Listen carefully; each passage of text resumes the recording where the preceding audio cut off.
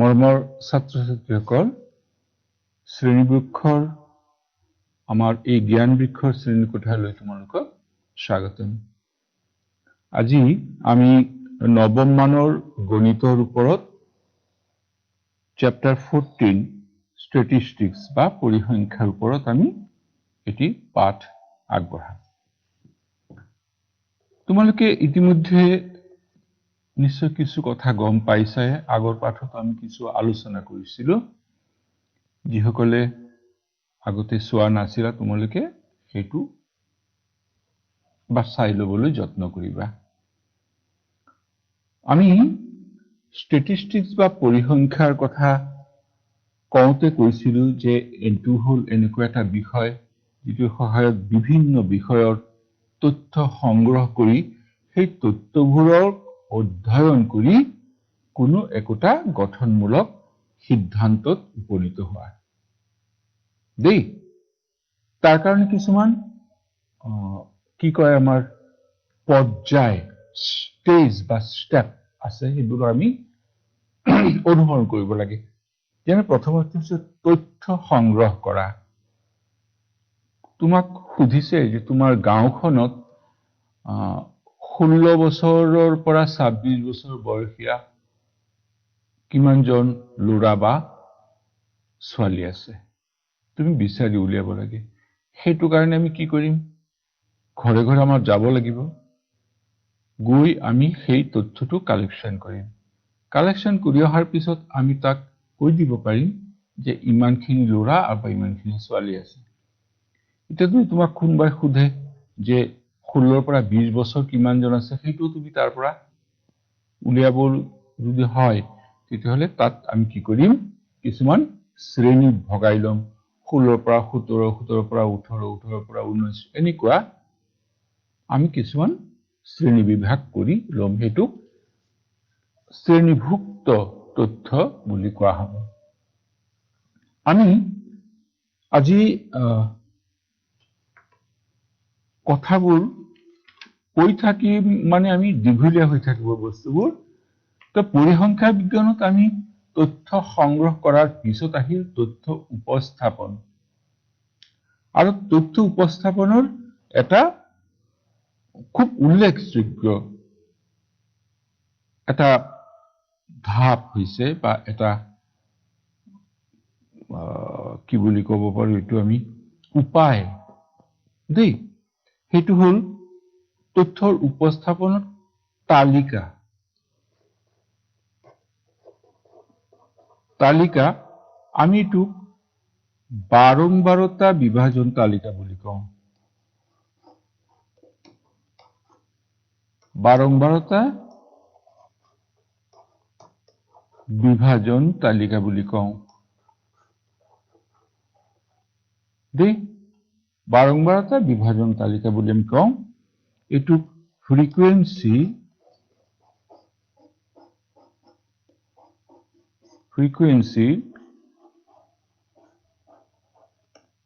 ডিস্ট্ৰিবিউশন table বুলি আমি কওঁ দেই। ফ্ৰিকুৱেন্সি ডিস্ট্ৰিবিউশন টেবল বা বাৰম্বাৰতা। ইয়াত এই বাৰম্বাৰৰ কথাটো ফ্ৰিকুৱেন্সিৰ লগত আহিছে, বিভাজনৰ লগত আমাৰ ডিস্ট্ৰিবিউশন কথাটো আহিছে, আৰু তালিকাৰ লগত টেবল কথাটো আহিছে। বাৰম্বাৰতা বুলিতে আমি ফ্ৰিকুৱেন্সি বুজি পাম। আচ্ছা, এই ফ্ৰিকুৱেন্সি বুলিলে আমি কি বুজি পাম? যেনে ধৰা আমি এটা তথ্য সংগ্ৰহ কৰিলো 10ৰ পৰা 20লৈ। অৰ্থাৎ কোনো এটা পৰীক্ষাত ধৰা কিছুমান ছাত্ৰৰ কোনো না কোনো কাৰণত নম্বৰ কম আহিব পাৰে। 100 মাৰ্কৰ পৰীক্ষা হৈছিল, তাত 10ৰ পৰা 20লৈ আমি দেখিলো কাউণ্ট কৰি যে ল'ৰা ছোৱালী আছে 15। তাৰপিছত ধৰা 20 পৰা 30লৈ মাৰ্ক পাইছে ধৰা 40 গৰাকী। এটা কথাৰ কথা, এই যে 10ৰ পৰা 20 নম্বৰৰ ভিতৰত নম্বৰ পোৱা ছাত্ৰৰ সংখ্যা, এই যিটো ছাত্ৰৰ সংখ্যা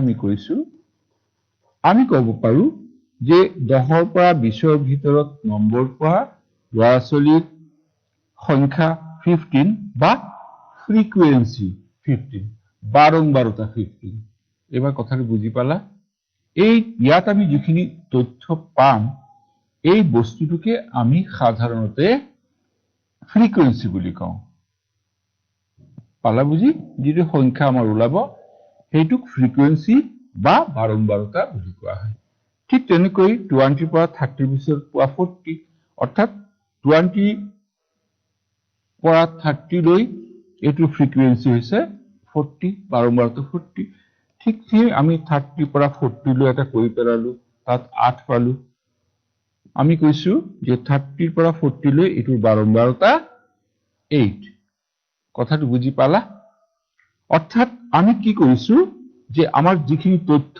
আছিল যিখিনি আমাৰ যেনে ধৰা গাঁৱৰ ল'ৰা ছোৱালীৰ সংখ্যা উলিয়াব লাগে বা কোন ঘৰ কৃষকে কিমান মন ধান উৎপাদন কৰিলে কাৰোবাৰ 100 মন হ'ব পাৰে কাৰোবাৰ 195 মন হ'ব পাৰে কাৰোবাৰ 500 মন হ'ব পাৰে আমি এনেকৈ তথ্য আনিব পাৰো দেই এইবোৰই হৈছে আসলতে একোটা ইন্টাৰভেল বা একোটা অন্তৰালত যিটো আমি সংখ্যা পাম তাকে আমি এইটো অন্তৰালৰ ফ্ৰিকুৱেন্সি বা বাৰম্বাৰতা বুলি কওঁ এতেকে এই যিটো আমি তালিকা প্ৰস্তুত কৰো সেই তালিকা বাৰম্বাৰতা বিভাজন তালিকা বা ফ্ৰিকুৱেন্সি ডিস্ট্ৰিবিউশন টেবল বুলি কোৱা হয় ক্লিয়াৰ এইখিনি কথা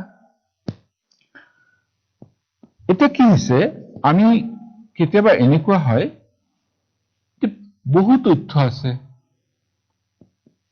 এটা কথাৰ কথা কৈছো মই ধৰা আমাৰ কোনো এটা পেকেট বা কৰবাত কিছুমান খুচুৰা পইচা আছে এটকীয়া মুদ্ৰা আছে দুটকীয়া মুদ্ৰা আছে কেতিয়াবা থাকিব পাৰে 50 পইচাৰ মুদ্ৰাও থাকিব পাৰে 5 টকীয়া মুদ্ৰা আছে তো আমি কি কৰিম আমি এটা হিসাব কৰিবলগীয়া হ'ব এটা তুমি বাৰে বাৰে আমি প্ৰথমতে কি কৰিম 100 টকীয়াটো আমি বেলেগ কৰি ললো ধৰা কৰবাত আমি এনেকুৱা পালো হ্যাঁ এটকীয়া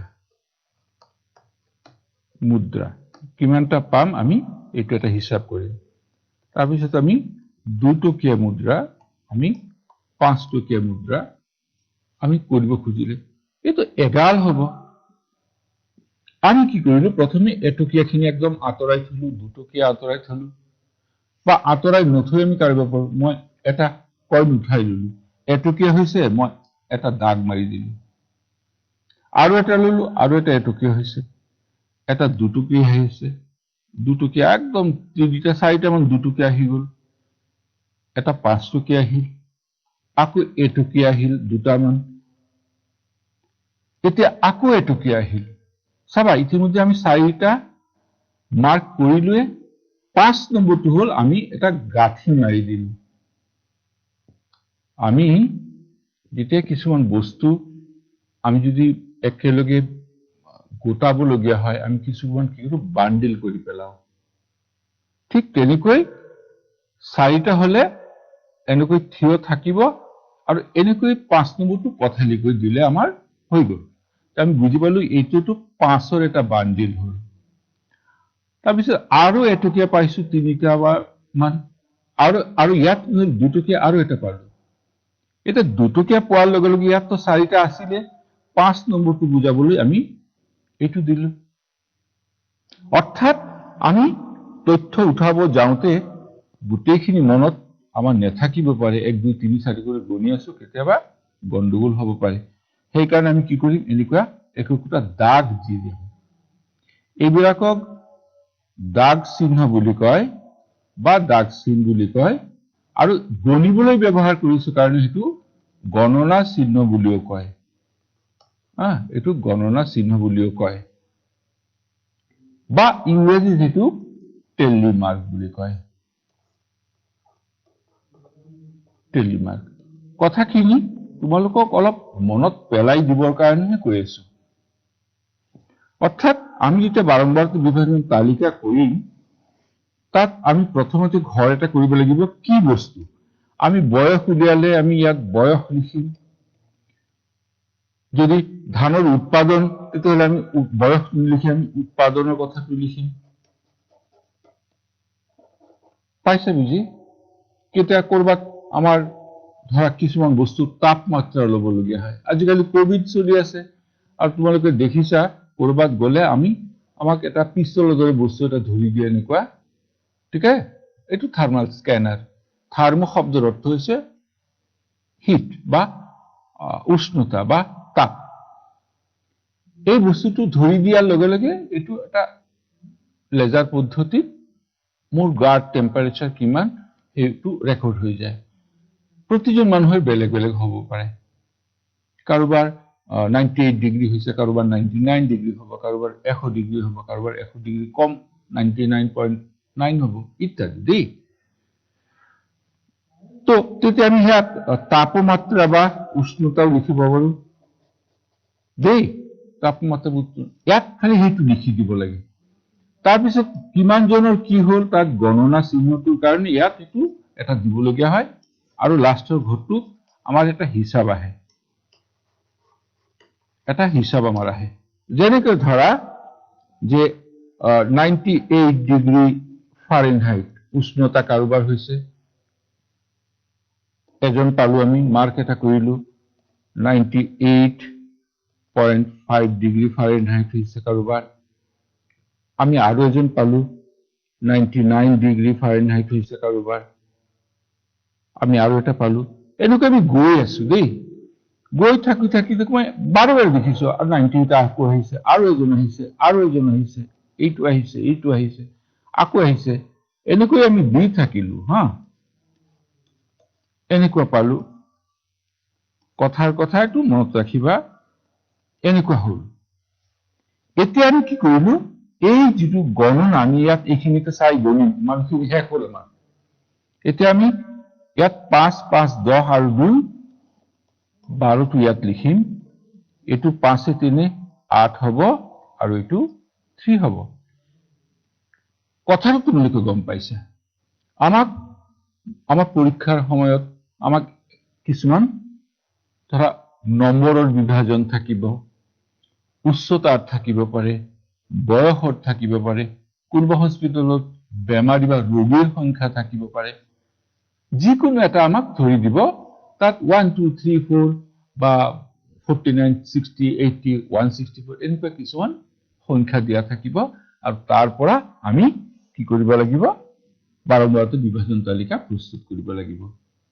কৰোতে খালি এইটো কথা যে আমাক কি বস্তুটোৰ ওপৰত কৰিব দিছে সেইটো আমি প্ৰথম ঘৰত লিখিম তাৰপিছত সেই ঘৰত কিমানটা বস্তু আহিব তাক জানিবৰ কাৰণে আমি এটা গণনা এই চিহ্নবোৰ বহুৱাবলৈ আমি এটা ঘৰ কৰিম আৰু লাষ্টত বাৰম্বাৰটো থাকিব বাৰম্বাৰটো হৈছে ইয়াত আমি কিমানডাল আঁচ দিলো তাৰে হিচাপটো হ'ব এটা উদাহৰণ আমি লওঁ বলা আমাৰ এটা উদাহৰণ লৈছো বা এটা প্ৰশ্ন সমাধান কৰিছো অনুশীলনী লিখাটো বৰ বেয়া হৈছে দেই আমি অনুশীলনী 14.2 আৰু কুৱেশ্যন নম্বৰ 2 ললো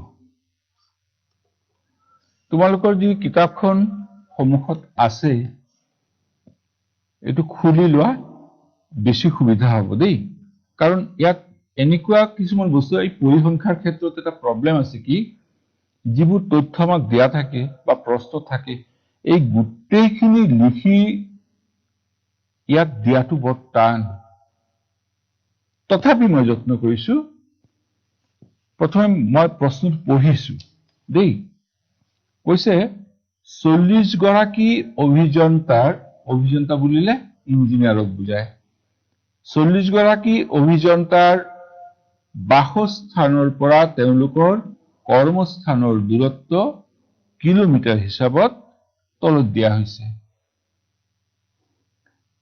5, 3, 10, 20, 25, 11, 13, 7, 12, 31 ইত্যাদি দিয়া আছে। 40টা এনেকুৱা তোমালোকে কাউন্ট কৰিলে ইয়াত 40টা সংখ্যা পাবা। কাৰণ 40 গৰাকী অভিযন্তা কৈছিল, গতিকে 40 গৰাকী অভিযন্তা আৰু আমি ইয়াত 40টা এনেকুৱা সংখ্যা পাম। কৈছে যে ইয়াৰ পৰা আমি এটা পোৱা গ'ল ওপৰত তথ্যৰ বাবে এখন শ্ৰেণীভুক্ত বাৰংবাৰতে বিভাজন তালিকা প্ৰস্তুত কৰা, যাৰ প্ৰস্থ হ'ব শ্ৰেণী প্ৰস্থ 5 আৰু প্ৰথম শ্ৰেণী অন্তৰালটো হ'ব 0 to 5। বাকি কুৱেশ্যনখিনি তোমালোকে আচ্ছা ঠিক আছে, মই কুৱেশ্যনটো লিখি দিছো বাৰু হা। মই কুৱেশ্যনটো লিখিছো, কিমানখিনি পাৰিম মই নাজানো। 40 গৰাকী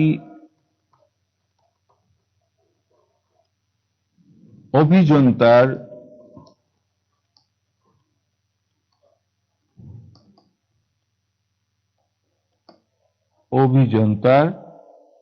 বাসস্থানৰ পৰা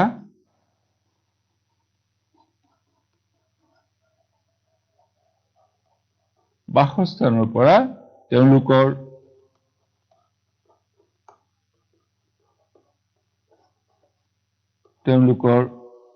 কৰ্মস্থানৰ দূৰত্ব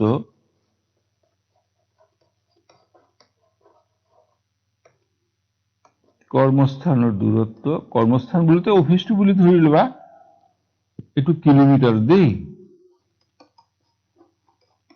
কিলোমিটাৰত নিম্নোক্ত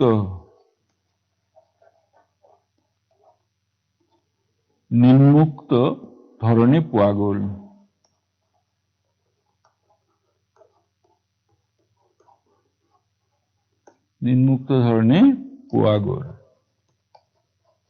কি পালো?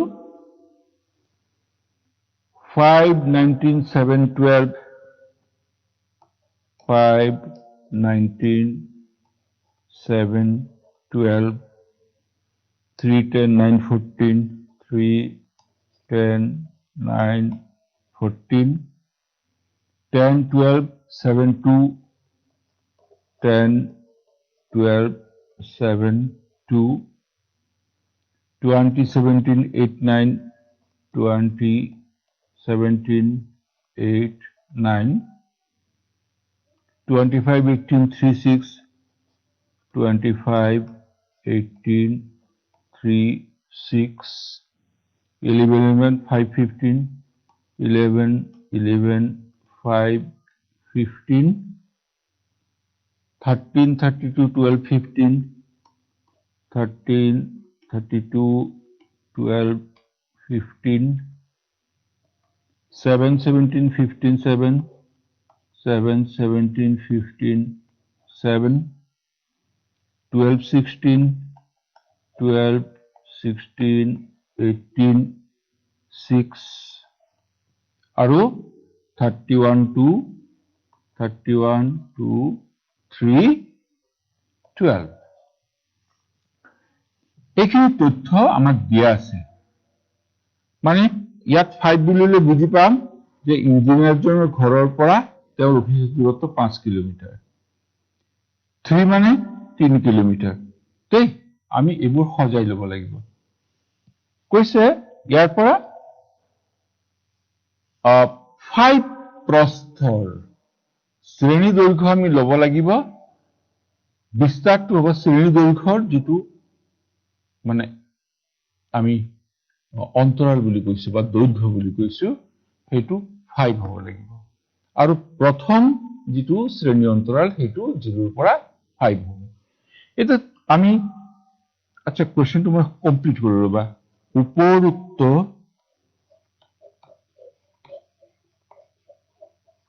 উপৰোক্ত তথ্যৰ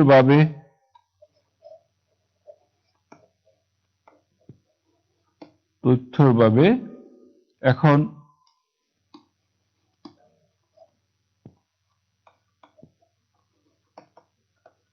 শ্ৰেণীভুক্ত এই কথাটো মন কৰিবা শ্ৰেণীভুক্ত 12টা বিভাজন তালিকা 12টা বিভাজন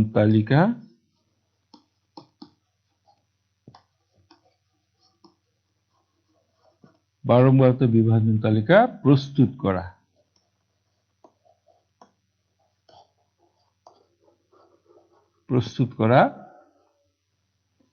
যাৰ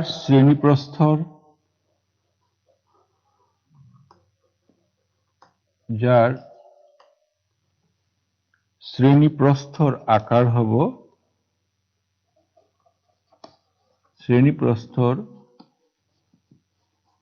আকাৰ 5 আৰু প্ৰথম শ্ৰেণী অন্তৰালটো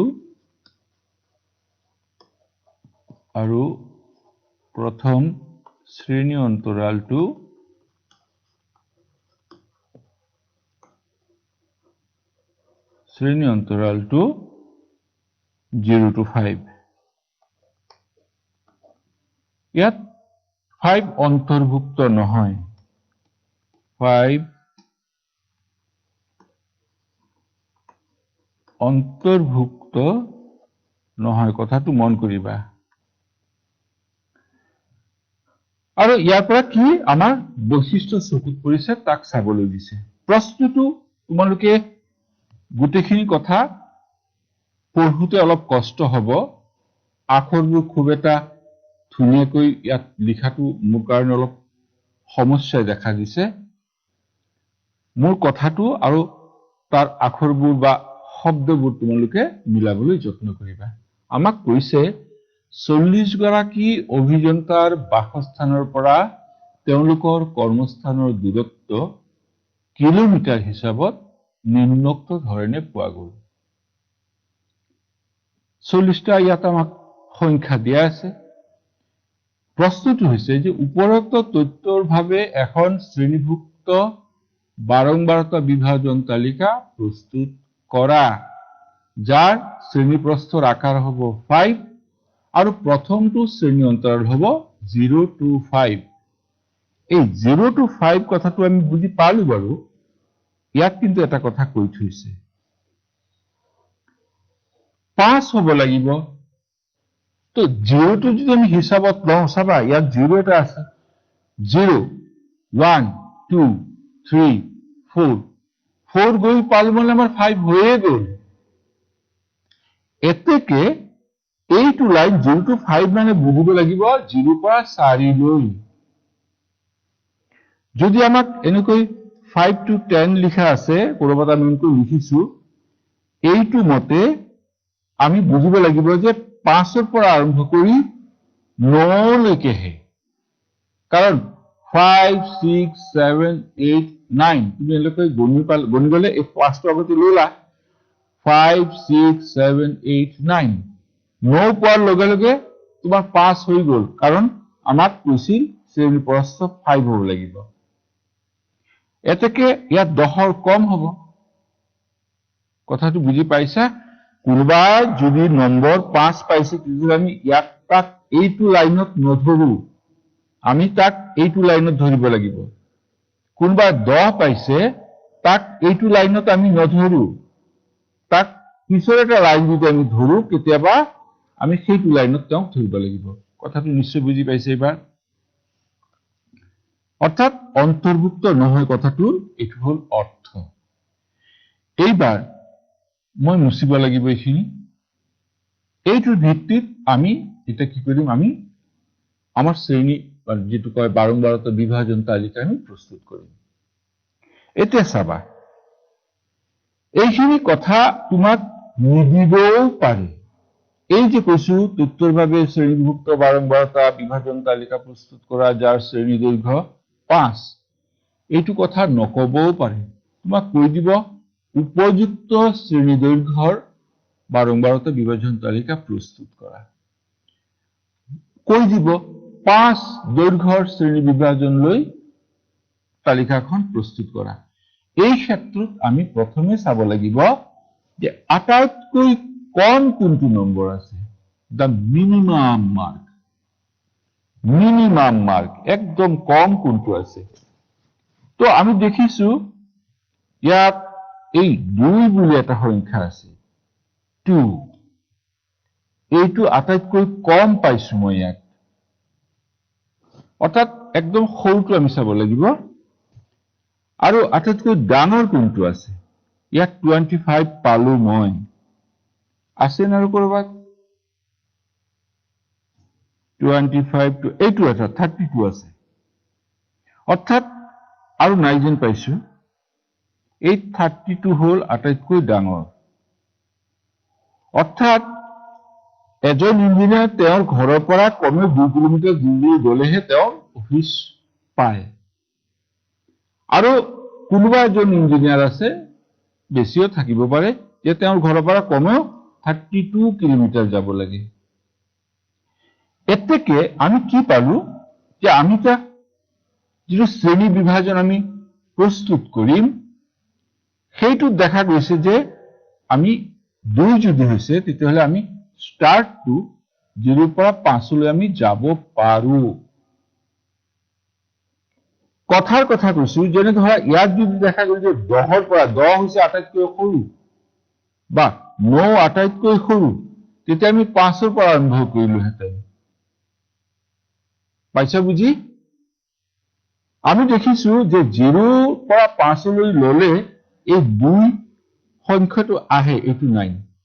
এই 2 সংখ্যাটো ইয়াত আমি সোমাব পাৰিম, সেইকাৰণে 0 to 5 দিছো।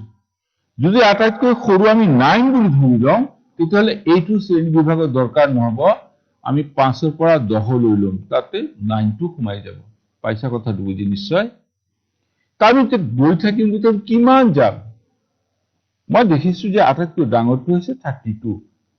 এতেকে এই হিচাপত যদি আমি গৈ থাকো তেতিয়া 30 পৰা 35 লৈ গলে আমাৰ কামটো হৈ যাব, কাৰণ এইখিনিত কৰবাত 32 টো হব, সোমাই যাব।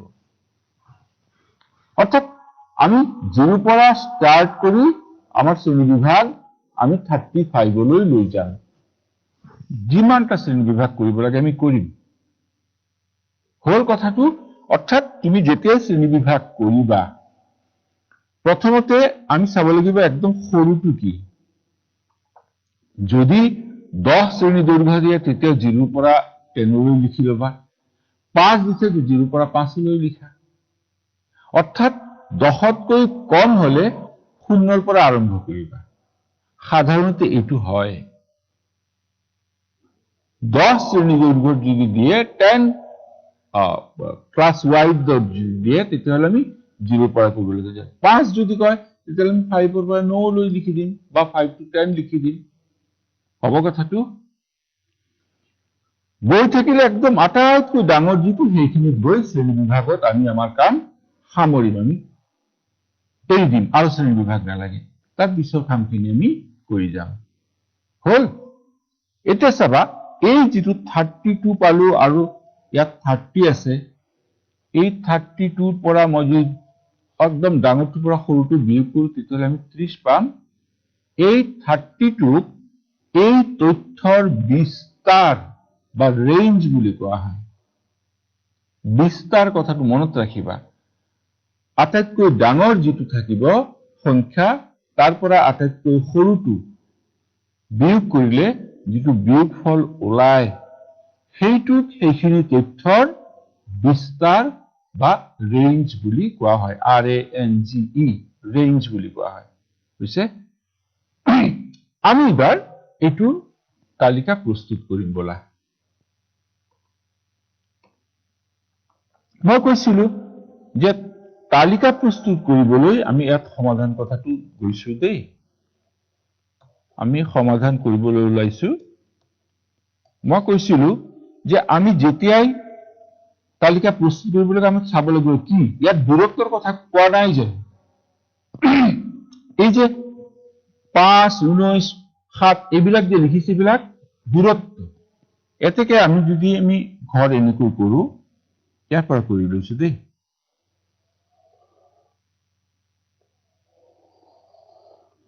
তো আমি প্ৰথম ঘৰটো আমি দূৰত্ব বুলি লিখিম। কি হিসাবত আছে? এইটো কিলোমিটাৰ হিসাবত আছে, আমি লিখি ললো। দূৰত্ব কিলোমিটাৰত আছে। আমি 5 মিটাৰ দৈৰ্ঘ্য 0 পৰা, গতিকে আমি কি কৰিলো? 0 to 5 দিলো, 5 to 10, 10 to 15, 15 to 20, 20 to 25, 25 to 30, আৰু 30 পৰা 35, কাৰণ আমাৰ আটাইতকৈ ডাঙৰ 32 আছিল, গতিকে 35 লৈ গৈ আমি আমাৰ শ্ৰেণী বিভাগ আৰু দৰকাৰ নাই বুলি ইয়াত আমি থামিলো। এতিয়া চাবা, এতিয়া আমি ইয়াত দিয়া এই দূৰত্ববোৰ চাই চাই আমি ইয়াত মাৰ্ক কৰিম, দাগ চিহ্ন বা গণনা চিহ্ন দিম। ইয়াত দাগ চিহ্ন লিখিলো, দাগ চিহ্ন আমি লিখিলো। কি হৈছে? আমি যেনে ধৰা প্ৰথমে 5 পালো, 0.5 ইয়াত নোসোমাই কিন্তু দেই, তুমি চোৱা প্ৰথমতে যিটো 5 দিয়া আছে, ইয়াত কিন্তু 5 টো ইয়াত নহয়, 5 টো এই তলত আছে। গতিকে আমি ইয়াত যিটো দূৰত্ব ইয়াত থাকিব, আমাৰ তথ্য দিয়া থাকিব, সেইটো আমি তাৰ পিছৰ লাইনটোত বহুৱাব লাগিব। অৰ্থাৎ এইটো লাইনত আমি 1 পালো, 1 পালো, এটা 5 পালো। নেক্সট 19 আছে, 19 বলোতে এইটো লৈ যাব, বুজিছা না? 20 কম, ইয়াত আমি এটা মাৰ্ক কৰিলো। 7 পাইছে, 5 পৰা 10 ভিতৰত আমি আৰু এটা দাগ দি দিলো। 12 মানে 10 পৰা 15 ভিতৰত হ'ব, 12। 3 আকৌ এইটো লাইনত হ'ব। এনেকৈ আমি মাৰ্ক কৰি গৈ থাকিম। পাইছা বুজি? আমি এনেকৈ গৈ থাকিম। গৈ থাকিলে আমি কি পাম?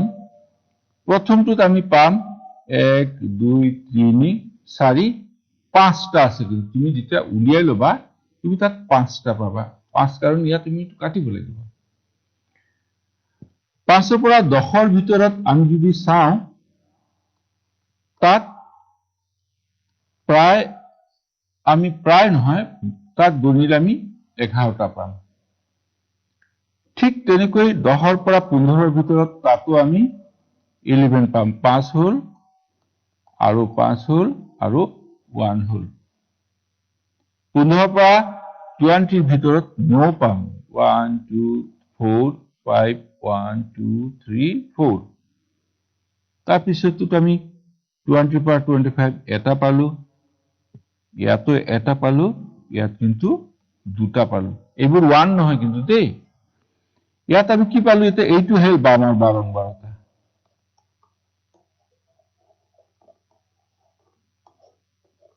এইটো হল আমাৰ বাৰংবাৰতা। কিমান পালো ইয়াত? আমি 5 পালো, 11 পালো, 11 পালো, 9 পালো, 1 পালো, 1 পালো, আৰু ইয়াত 2 পালো। ইয়াত মুঠ কথাটো ইয়াত লিখিব লাগে, আৰু এই মুঠৰ বিপৰীতে ইয়াত টোটাল কৰিলে ইয়াত আমি 40 পামেই। এই 40ৰ অৰ্থ হৈছে যে 40 জন ইঞ্জিনিয়াৰ বা অভিযন্তাৰ কথা কোৱা হৈছে। আৰু আমি 0 পৰা 5ৰ ভিতৰত মানে 4 লৈ কিমান জন ইঞ্জিনিয়াৰ আছে? 5 জন। এই যিটো সংখ্যা বুজাইছে সেই সংখ্যাটোকে বাৰংবাৰতা, এইটো আমি ডিস্ট্ৰিবিউট কৰি পেলালো।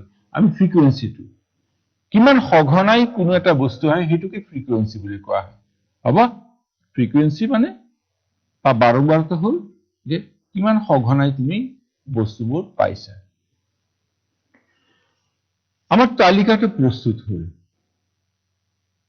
তাৰপিছত আমাক এটা প্ৰশ্ন সুধিছে তেওঁলোকে, যে এই তালিকাকৃতিৰ উপস্থাপনৰ কি মূল বৈশিষ্ট্য তোমাৰ চকুত পৰিছে? মূল বৈশিষ্ট্য বুলি ইয়াত তুমি বিশেষকৈ একো কব নোৱাৰা, কাৰণ ইয়াত অলেখ প্ৰশ্ন হব পাৰে। যেনে ধৰা কোনোবাই আমাক সুধিলে যে 5 কিলোমিটাৰৰ কম দূৰত্বলৈ কিমান জন ইঞ্জিনিয়াৰ আছে? আমি কৈ দিম 5 জন। অৰ্থাৎ অফিচৰ পৰা তেওঁলোকে আধা ঘণ্টা পলমকৈ ওলালেও ঘৰ পাবহি, তেওঁলোকে ঘৰ পাবগৈ দেই। কিন্তু যাৰ দূৰত্বটো হিচাপ 30 কিলোমিটাৰৰ বেছি, তেওঁ আধা ঘণ্টা আগত ওলালেহে গৈ ঘৰ পাব একে সময়ত, তেনেকুৱা কথা। আমাক সুধিব পাৰে যে 10ৰ পৰা 15 কিলোমিটাৰৰ ভিতৰত কিমানজন আছে, আমি কৈ দিম 11। যদি আমাক সোধে যে 15 কিলোমিটাৰৰ ভিতৰত কিমানজন আছে, তেতিয়া কিন্তু আমি এইকেইটা তিনিওটা যোগ কৰিব লাগিব, আমি ক'ব পাৰিম উত্তৰটো। অৰ্থাৎ ইয়াত আমাক অলেখ প্ৰশ্ন সুধিব পাৰে। ইয়াত যদি বৈশিষ্ট্যৰ কথা কোৱা হৈছে, তেতিয়াহ'লে আমি প্ৰধান বৈশিষ্ট্য বুলিলে আমি হয়তো এইটো ক'ব পাৰিম, আন কোনোবাই বেলেগ এটাও প্ৰধান বৈশিষ্ট্য বুলি ক'ব পাৰে। তুমি তোমাৰ যিটো মন যায় সেইটো তুমি প্ৰধান বৈশিষ্ট্য বুলি ক'ব পাৰা। যেনে তুমি ভাবিছা যে এই 30 পৰা 35ৰ ভিতৰত দুজন, এই দুজন মানুহ বহুত দূৰত থাকে দেই, তেওঁলোকক দি এই ৰাতিপুৱা ভাগতে পটককৈ কাম কৰাটো টান, বা তেওঁলোক ঘৰ পাবলৈ হলে বহু আগতে অফিচৰ পৰা ওলাই যাব লাগিব ইত্যাদি। এইটো তোমাৰ এটা বৈশিষ্ট্য হ'ব পাৰে। কোনোবাই ক'ব নহয় এই 5 কিলোমিটাৰৰ ভিতৰত আছে এওঁলোক, এই 5জনক মাতি দিয়া ৰাতিপুৱাই কামখিনি কৰিব পাৰিব, সন্ধিয়া ছুটিৰ পিছত তেওঁলোকে কামখিনি কৰিব পাৰিব, কাৰণ ঘৰ ওচৰতে। এনিৱে, এতিয়া আমি এই 5 to 10 আৰু 10 to 15 এই দুটা ঘৰত আমি 11 কৈ পালো। ইয়াৰ পৰা আমি বহু কেইটা প্ৰশ্নৰ উত্তৰ দিব পাৰিম, বহু প্ৰশ্ন আমাক সুধিব পাৰে, কোনোবাই সুধিব। আমি দেখিছো যে 40ৰ ভিতৰত ইয়াত 22 জন মানুহ আছে, অৰ্থাৎ more than 50% মানুহ 40ৰ ভিতৰত 22 মানে দেখিছা যে 50%তকৈ বেছি মানুহ এইখিনি দূৰত্বত 5 পৰা 15 কিলোমিটাৰ ভিতৰত থাকে। সিদ্ধান্ত কিবা এটা ল'বলৈ হলে আমি এইখিনিৰ ওপৰত নিৰ্ভৰ কৰিহে কামখিনি কৰিব লাগিব। পালা বুজি কথাটো? এইটো তোমাৰ কাৰণে বৈশিষ্ট্য হ'ব পাৰে। এটাকে তুমি পৰীক্ষাৰ সময়ত যিটো তোমাৰ প্ৰধান বৈশিষ্ট্য বুলি তুমি ভাবিছা সেইটো লিখিবা আৰু সেইটো অলপ ব্যাখ্যা কৰিবা। কিয় তুমি সেইটো প্ৰধান বৈশিষ্ট্য বুলি লৈছা সেইখিনি তুমি অলপ লিখি দিবা দেই, তাত কোনো প্ৰব্লেম নাই।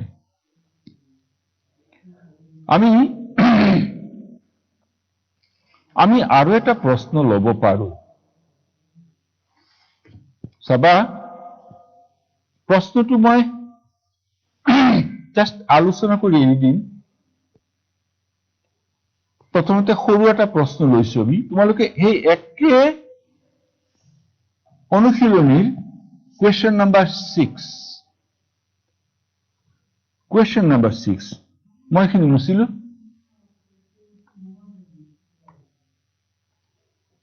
তোমালোকে এইটো লোৱা, অনুশীলনী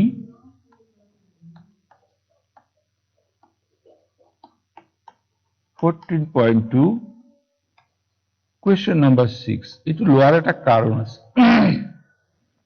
তোমালোকে চাবা কুৱেশ্যনটোত কি আছে, 3টা মুদ্ৰা একে সময়তে 30 বাৰ টছ কৰা হয়। প্ৰতিবাৰতে উঠা মুণ্ডুৰ সংখ্যা, হেড আমি যিটো কওঁ, লতা নে মাথা আমি এনেকৈ কেতিয়াবা কৈ দিওঁ, সংখ্যা নিম্নোক্ত ধৰণে লিপিবদ্ধ। ইয়াত চাবা তোমালোকে কাউণ্ট কৰিলে মাত্ৰ 30টাহে পাবা। বহুতে মোক প্ৰশ্নটো সুধিছে, মই কেতিয়াবা তেওঁলোকে ছাৰ বোলে ইয়াত 3টা মুদ্ৰা, আমি এবাৰ টচ কৰিলে দেখোন 3 হৈ গ'ল, 30 বাৰ টচ কৰিলে মানে 90টা হ'ব লাগিছিল, ইয়াত মাত্ৰ দেখোন আমি কমহে পালো, 30টাহে ডাটা দিয়া আছে। ইয়াত আমাৰ এটা ভুল হৈ আছে, মই প্ৰথমতে লিখি দি তাৰপিছত আলোচনা কৰিছো। কুৱেশ্যনটো এনেকুৱা, 3টা মুদ্ৰা একে সময়তে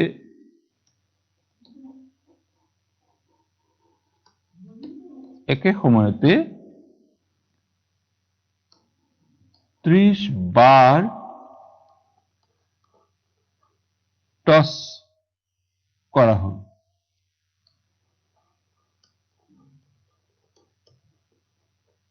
30 বার টস করা হল। প্রতিবারতে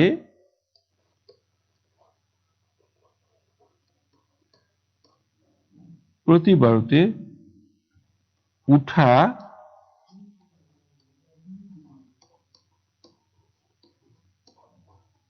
মুন্ডুর সংখ্যা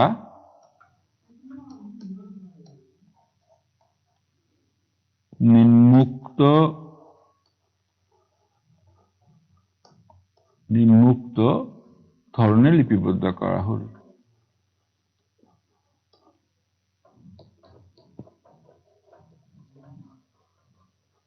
লিপিবদ্ধ করা হল।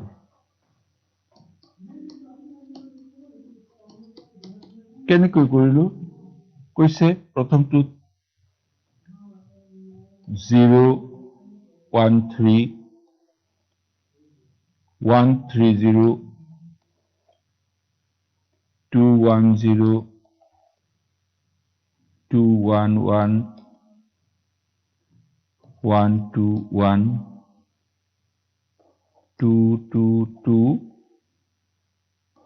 3 0 3 1 1 2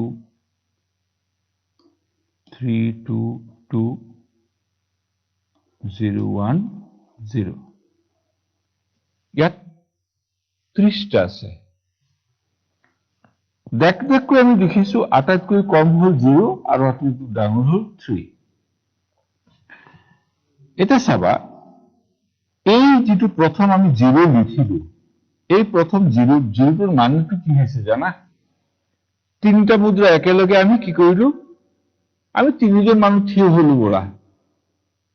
তোমালোক তিনিজন বন্ধু থিয় হলা আৰু এজনক তোমালোকে এই হিসাব ৰক্ষা কৰিলা। তেওঁ বহি পেন লৈ থিয় হৈ আছে।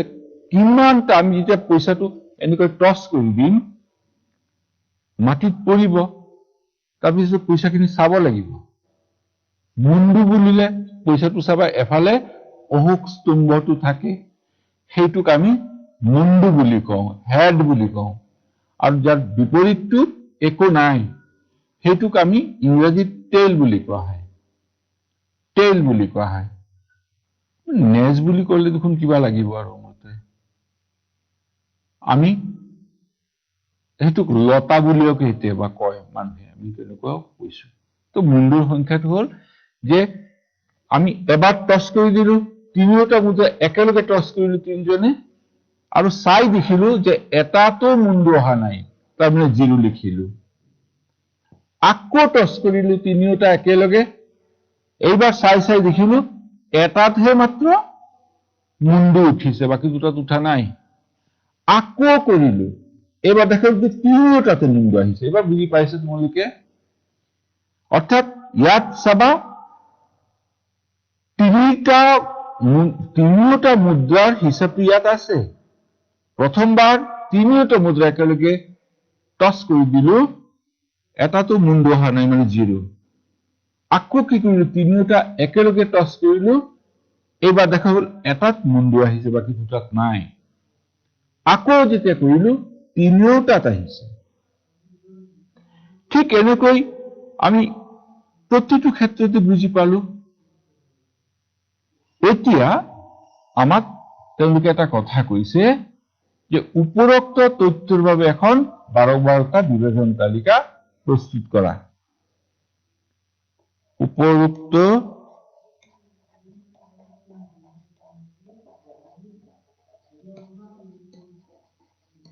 তথ্যৰ বাবে এখন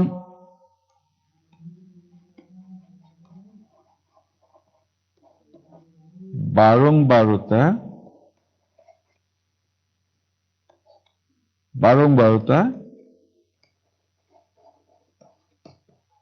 বিভাজন তালিকা প্ৰস্তুত কৰা।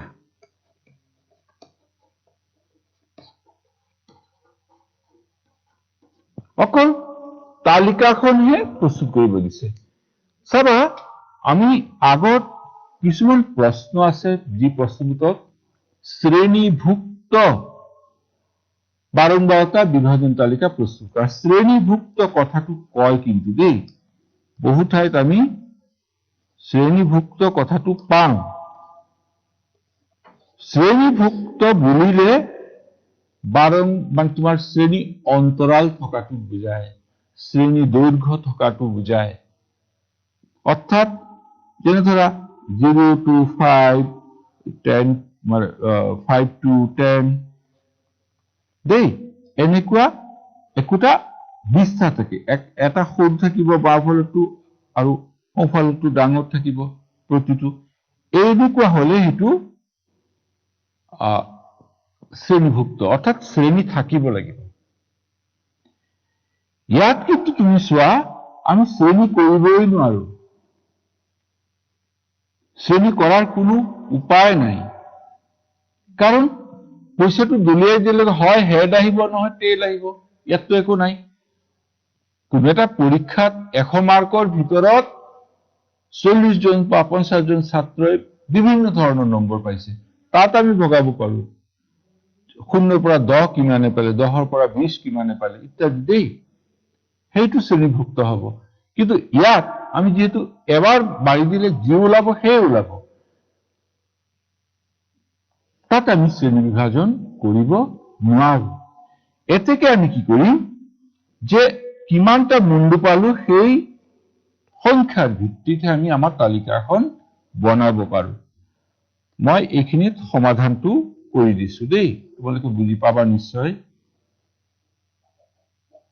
এইটো সমাধান আমি কৰিছো। সমাধান আমি কি কৰিব লাগিব, মই কৈছিলো বাৰে বাৰে যে ইয়াত মুদ্ৰা টছ কৰাৰ কথা হৈছে, আৰু টছ কৰিম কি পালো, মুণ্ডুৰ সংখ্যা পালো। মুণ্ডুৰ সংখ্যা আমি পালো। এতেকে কিমানটা মুণ্ডুৰ সংখ্যা আমি পাম, আমি সেই বস্তুটোহে আমি ষ্টেটিষ্টিক্সত আনিব লাগিব। কি কৰিলো আমি, তালিকাখন এনেকুৱা হব। প্ৰথমতে মুণ্ডুৰ সংখ্যাটো আমি ইয়াত নোট কৰিম। মুণ্ডুৰ সংখ্যা তো এবাৰ 0 হব পাৰে, এটা আহিব পাৰে, দুটা আহিব পাৰে, তিনিটা আহিব পাৰে। বাস ইয়াৰ ওপৰত আহিব নোৱাৰে। এবাৰ টছ কৰিলো, এটাও অহা নাই, 0 হব। তিনিটা টছ কৰিলো, এটাত আহিছে 1 হব। আকৌ তিনিটা কৰিলো, একেলগে দুটাত আহিছে 2 হব, বা তিনিটাত আহিলে 3 হব পাৰে। এতেকে ইয়াত আমি শ্ৰেণী অন্তৰালৰ প্ৰশ্ন নাই। আগৰ প্ৰশ্নটোত আমি শ্ৰেণী বিভাজন কৰিছিলো, ইয়াত আমি শ্ৰেণী বিভাজন কৰা নাই, কাৰণ ইয়াত বিভাজন কৰাৰ প্ৰয়োজন নাই বা কৰিব পৰা সুবিধাও নাই। এতিয়া আমি দাগ চিহ্ন এটা লাগিব। দাগ চিহ্ন তোমালোকে পাৰিবা। তাৰপিছত আমাৰ ঘৰটোত বাৰম্বাৰতা আহিব। এতেকে আমি তালিকাখন কৰোঁতে আমাৰ এইটো কথা মনত ৰাখিব লাগিব, এই যিটো প্ৰথম শ্ৰেণী বিভাগৰ হয় তাত আমি মুঠ কথাটো লিখো। ইয়াত কেতিয়াবা কিবা কিবি নতুনকৈ আহেও, আৰু ইয়াত যিটো বাৰম্বাৰতা টোটালটো নি ইয়াত লিখি দিওঁ। অৰ্থাৎ এই তথ্যৰ টোটালখিনি ইয়াত ওলাই আহে। এটা তোমালোকে যদি কৰা নহয়, তে চাবা প্ৰথমটোত কি আছে, 0 এটা উঠিছে, 1 এটা উঠিছে, 3 এটা উঠিছে, নেক্সট 1 আৰু এটা উঠিছে, 3 আৰু এটা উঠিছে, 0 এটা উঠিছে, 2 ইয়াত এটা উঠিছে, 1 ইয়াত দিলো, আকৌ 0 আহিল, আমি 0 দিলো। এনেকৈ আমি মাৰ্ক কৰি গৈ থাকিলে তোমালোকে পাবা যে প্ৰথমটোত 6 ওলাব, আমি ইয়াত 6 লিখিলো।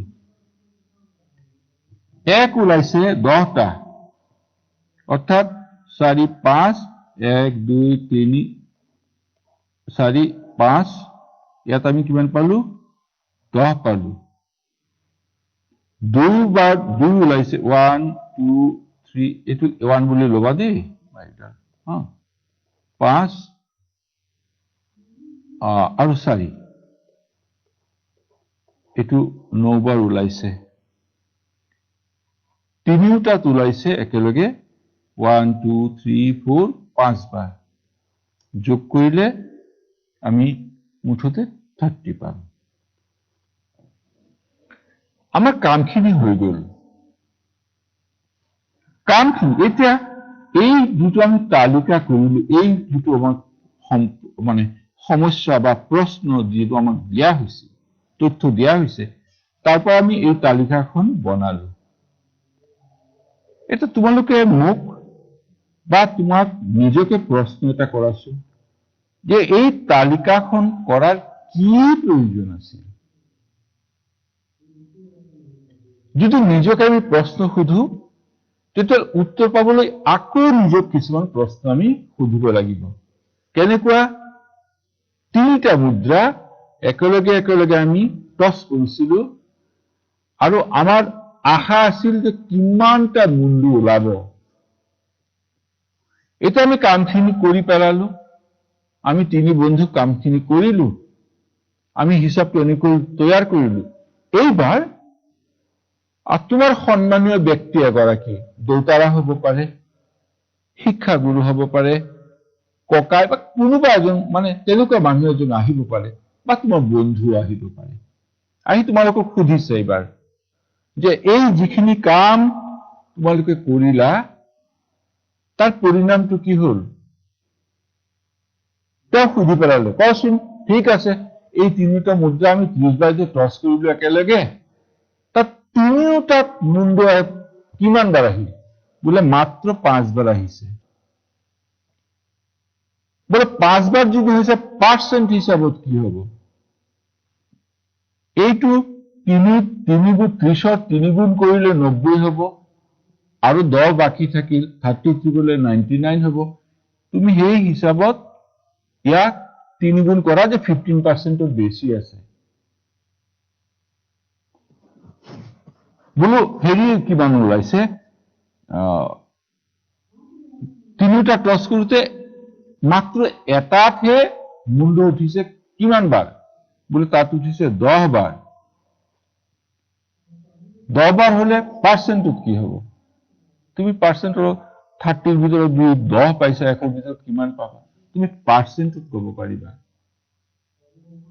বা কাৰোবাৰ লগত তুমি বাজি ধৰিছা যে মই এই 3টা মুদ্ৰা একেলগে টছ কৰিলে মই এই এবাৰ উঠাৰ সংখ্যাটো বেছি পাম, বা 2 বাৰ উঠাৰ সংখ্যাটোৱে প্ৰায় সমান হ'ব পাৰে, বাকীখিনি হ'ব নোৱাৰে। অৰ্থাৎ 3টা মুদ্ৰা একেলগে টছ কৰি দিলে দেখা যায় যে 3টাত মুণ্ডু আহিব বা এটাতো মুণ্ডু নাহিব, এইটো প্ৰায় সমান সমান। এতেকে 2টাত আহিব বা 3টাত আহিব, বা এটাত আহিব বা 2টাত আহিব, এই ধাৰণাটো, এই সম্ভাৱনাটো বেছি হ'ব। এনেকৈ আমি বিভিন্ন ধৰণৰ নিজকে প্ৰশ্ন সুধি আমি উত্তৰ উলিয়াব পাৰিম। বুজি পালা? তোমালোকৰ নিশ্চয় কিছু প্ৰব্লেম হৈছে, কথাটো মই বুজি পাইছো। আমাৰ উপায় নাই, কিন্তু এটাকে তোমালোকে অলপ বেছি মনোযোগ দিব লাগিব, বেছি পৰিশ্ৰম কৰিব লাগিব। আৰু তোমালোকক মোৰ এটা, মই শিক্ষক কিন্তু তোমালোকক মই অনুৰোধ কৰিছো। অনুৰোধ এই কাৰণে কৰিছো যাতে তোমালোকে মোৰ কথাখিনি ৰাখা। মানে আমাৰ করোনা হৈছে, কিবা হৈছে, দোকান বন্ধ, অমুক বন্ধ, সব আমার সেদেলি ভেদেলি হল। কিন্তু আমি সেই বলে আমার যেটো অধ্যয়ন, আমার যেটো স্টাডি, আমার পড়া, সেইটোক আমি এই করোনাত উঠাই দিব নোৱাৰো। কারণ আমার জীবনের চ্যালেঞ্জ আছে, হয়নে? অর্থাৎ পড়াটো আমি ঠিক ধরে রাখিব লাগিব। এতেকে মন পুতি কিতাপ বহি লৈ একদম মানে নিজকে তাত অৰ্পণ কৰা কৰিবই লাগিব। আজি যিটো ক্লাছ ইয়াত হৈছে আৰু এদিনাখন হ'ব আৰু এদিনাখন হ'ব, ইয়াত বাহিৰে বিভিন্ন সাবজেক্টৰ ওপৰত ক্লাছবোৰ হৈ আছে। তোমালোকক মই অনুৰোধ এইটোৱে কৰিছো, প্ৰতিদিনে এই যিটো ধৰা বন্ধা নিয়ম আছে, সময় আছে, সেই সময়খিনিত তোমালোকে কিতাপ বহি লৈ প্ৰস্তুত থাকিবা। যিমান পাৰা খৰকৈ এইটো উঠাই ল'বা। যদি কোনোবাই পাৰা নাই তেতিয়াহ'লে তোমালোকে আকৌ ইউটিউব বা সেইবিলাকত সাৰ্চ কৰি নিজৰ পৰা বস্তুখিনি জানি ল'বা। কেতিয়াও তোমালোকে আন্ডাৰ এষ্টিমেট নকৰিবা, আনক বেছি এষ্টিমেট নকৰিবা নিজক। অৰ্থাৎ আনে মোতকৈ কম জানে এই ধাৰণাটো ভুল, আকৌ মই যথেষ্ট জানো এই ধাৰণাটো ভুল। তুমি কিমান জানা, এইডাল কিমান দীঘল সেইটো জুখিবলৈ মই ইয়াত কিবা এটা লাগিব, তেতিয়া আমি গম পাম এইটো কিমান বেছি আছে, আৰু বোলে এইটো কিমান চুটি আছে সেইটোৰ কাৰণেও আমি এটা বেলেগ স্কেল ল'ব লাগিব। অৰ্থাৎ আমাৰ গোটেইবোৰ মানে এটা তুলনামূলক হয়। তোমালোকক মই সেই কৈছো, শ্ৰদ্ধাৱান লভতে জ্ঞানম। যিজন শ্ৰদ্ধাৱান হয় তেওঁহে জ্ঞান পাব পাৰে। অৰ্থাৎ প্ৰত্যেকৰ প্ৰতি তোমাক কোনোবাই শিকাইছে, তেওঁৰ প্ৰতি তুমি শ্ৰদ্ধাশীল হোৱা, একদম মন প্ৰাণ ঢালি তেওঁৰ কথাবোৰ শুনি তেওঁ কি কৰিছে কামখিনি বুজিবলৈ যত্ন কৰিবা। তোমালোকৰ ভাল হ'ব। গতিকে তোমালোকৰ স্বাস্থ্য ভালে থাকক, পঢ়া ভালকৈ আগুৱাই লৈ যোৱা। আজি সামৰিলো, টাটা।